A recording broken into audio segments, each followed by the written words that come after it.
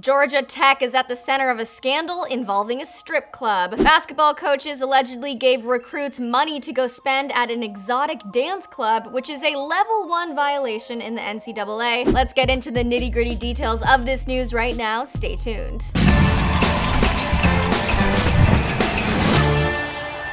Hi everyone, it's Devin Howard. Before we dissect this scandal, click subscribe and tap the bell for notifications. The drama in the sports world is never ending, and this latest update involving an adults-only club, an NBA veteran, an ex-assistant coach, and the head coach's friend is too crazy not to talk about. The Yellow Jackets were served with a notice today regarding the alleged violations by the men's basketball program. Reports claim that back in 2016, the former assistant coach, Daryl LeBerry, Jarrett Jack, a longtime NBA player and a representative of Georgia Tech's athletic interests, and Ron Bell, a former friend of head coach Josh Pastner, took a team member and a recruit on an official visit to Atlanta, not to experience the sights and attractions of the city, but to get a lap dance. Of course, you can't go to a strip club without some singles to spend, and Jarrett is reportedly the one responsible for providing the two young men with cash, $300 each, so that they could toss out dollar bills for the dancers. The report also states that the NCAA found that they fostered improper contact with a booster, who was alleged to be Jarrett,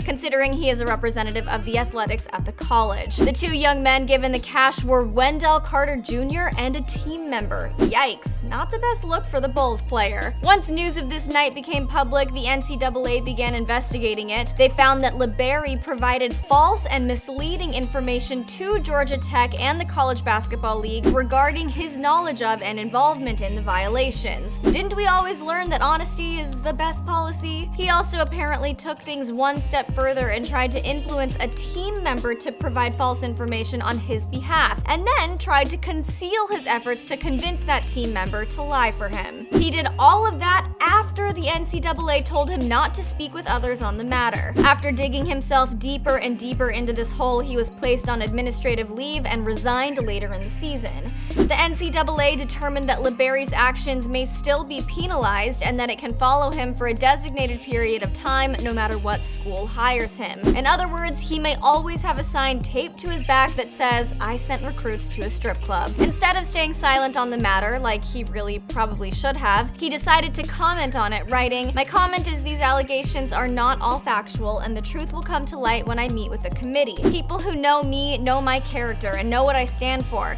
This is all part of my journey as a God-fearing man, and this has made me a better person, father, mentor, and coach." He also thanked everyone who supported him and promised that this will all be over soon and will not define him as a person or as a coach. LeBerry also denied knowing about Bell's actions and said that he had no serious interactions with the head coach's former friend and never brought him around the Georgia Tech program. LeBerry is charged with offering impermissible recruiting benefits as well as a failure to cooperate and unethical and dishonest conduct because of his attempts to lie and sway others to do the same. Bell used to be a good friend to Josh Pastner, but they ended up having a falling out. In this case, he reportedly paid for flights for several former Yellow Jackets stars to go to his residence in Arizona, and he is accused of providing them with clothes, food, and more travel expenses totaling more than $1,400. He also allegedly attempted to influence former Memphis player Markel Crawford to transfer to Tech. Pastner has been cooperating with the NCAA investigation and is not being charged with any violations, contradicting earlier reports stating that he could be charged with lack of institutional control. These are high-level NCAA violations and could have detrimental impacts on the athletics program and the school. Are you guys shocked to learn that Wendell was involved in this? Do you think this kind of thing happens frequently in the NCAA? Tell me all your thoughts in the comment section below. Also, if you haven't already, make sure you click subscribe and tap the bell for notifications. I'm Devin Howard. I'll see you guys later.